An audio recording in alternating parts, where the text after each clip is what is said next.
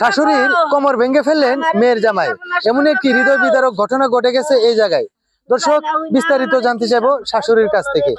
তো কাকি, আপনার কোমর কিভাবে ভাঙলো? দুঃখের কথা কি কম, মেয়েরা চাইছিল আনন্দ ফুর্তি করার লেগে, আমি আইছিলাম দেখার লেগে। বলে দেখিছে কেমন হয়েছে সৌন্দর্য, দেখ পারাইছি বেড়ে জামাই যাই না হই নাই মনে হয় আমার উপরে পড়ছে, আমার মাথাটা ভেঙে ফেলাইছে রে বাবা। বাবা রে, আমার জানটা শেষ করে ফেলাইছে, জানটা শেষ করছে আমারে। তো দর্শক, আমরা যতটুকু বুঝতে পারলাম যে এখানে পোলাপানে নাচানাচি করতে এসে মানে উনি দেখতে আসছিল, এই দেখতে আসাতে কিন্তু এই ঘটনাটি ঘটে গেল। তো দর্শক, আমরা এখন চলে যাব জামাইয়ের কাছে। আচ্ছা জামাই, এখানে এই ঘটনাটি কি হয়েছিল মূলত?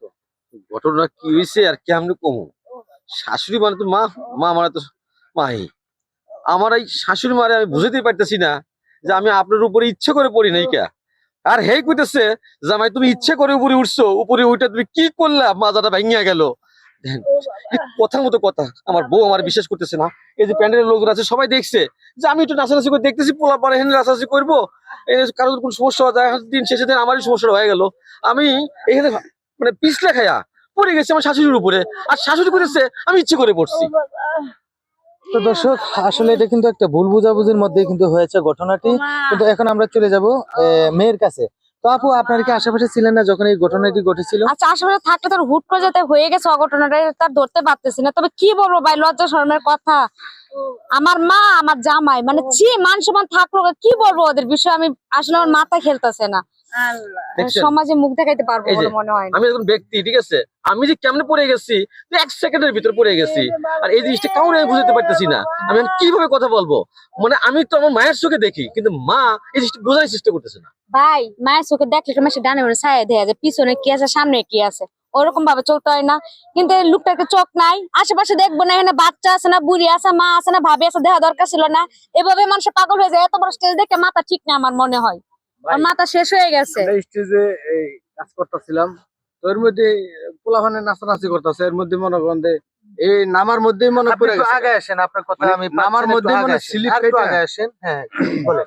মানে আমি তো স্টেজে কাজ করতেছি, হ্যাঁ। সবাই তো নাচানাচি করতেছে, মানে নামার মধ্যেই শাশুড়ি দিয়ে করতে পারতো না, পড়ে গেছে, এটাই আর কিছু না। দেখছেন কি কইলো? কিন্তু আমি চিন্তা করতেছি যে আমি যে জামাই, আমি কেমনে এই গ্রামে আসবো, শ্বশুর বাড়িতে আসবো, এই মুখটা কেমনে দেখামো? এত বড় একটা বদনাম হয়ে গেল আমার নামে। তো দর্শক, আসলে আমরা কিন্তু আরেকটু আন্টির কাছে যাব যে ঘটনাটা আসলে কতটুকু কি হয়েছিল। আচ্ছা আন্টি, ওনারা তো যতটুকু সম্পূর্ণ নাকি একটু মানে এটা না দেখার মধ্যেই হয়ে গেছে আর কি। তো আপনি বলতেছেন যে ইচ্ছা করে পড়ছে, ইচ্ছার মধ্যে ঘটনাটা কি একটু বলেন তো? বাবা রে, জামাই মনে হয় এটা একটা ষড়যন্ত্র আছে।